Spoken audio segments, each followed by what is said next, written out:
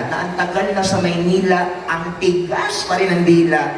Ang Jollibee, Jollibee. Kaya tayo nabubuli eh, no? Pero kahit ganun pa man, kami naman po mga Bisaya ang nakapasok sa record. We have this kind of talent na kaya po namin magsalita ng isang wikang Ingles, maraming ibig sabihin sa wikang Tagalog. Totoo, ang read, maraming ibig sabihin sa Bisaya ang salitang read. Ang read, pangalan ng tao. Ang read, magbasa. Ang read, kulay. Ang read, yung sinisigaw ng mga babae sa Quezon Ave. Yung, Day, may pulis! May read!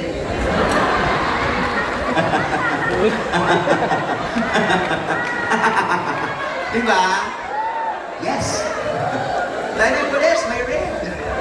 Hindi lang yun. Ang pale, maraming ibig sabihin sa Bisaya po ang salitang pale. Ang pale, yung nararamdaman namin mga Bisaya sa partner namin. Yung, oh my God, I pale in love with you. Yan. Yung pale, yung Day, ang putla mo, you look pale. Yan. Yung Bisaya, may tagawat, Day, ang laki ng pimples mo, use Maxipale. Yan. Yung Bisaya, nagtatext dati, Day, message, sending pale. Yan. Yung Bisaya nalaglag, oh my God, I pale. Oh, talaga po tayo kalokohan. So, okay na ba kantahan ko kayo? Pero nakakainis, nakakalungkot, pero lasong ko na to. Pero sana magkita-kita po ulit tayo. At salamat to be this part of our night, especially to our mga nanay. Happy Mother's Day! Maraming salamat sa mga nanay natin, lalo na po ako, napaka-nanay ko, makananay ako. Kaya sa lahat ng mga nanay na nandito, mahal na mahal namin kayo, mabuhay kayo, ha? At ito ay awitin na ito para sa ating lahat, mabuhay ang LGBTQI+ community. Pumalakpak ang mga nandito nagmamahal at sumusuporta sa katulad namin! Isang A naman dyan! Let's do this! Isang sirena, kahit mong sabihin nila, ako ay ubod ng ganda. Ako'y isang sirena, kahit anong gawin nila, pader ako'y ditutupasan ng may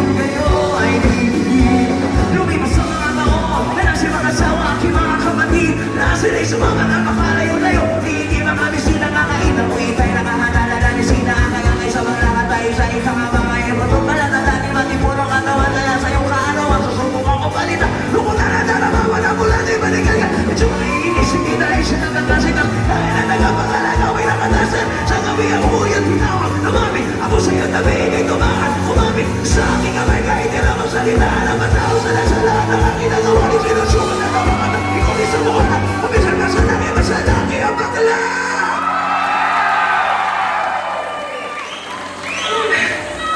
Gusto niyo ba?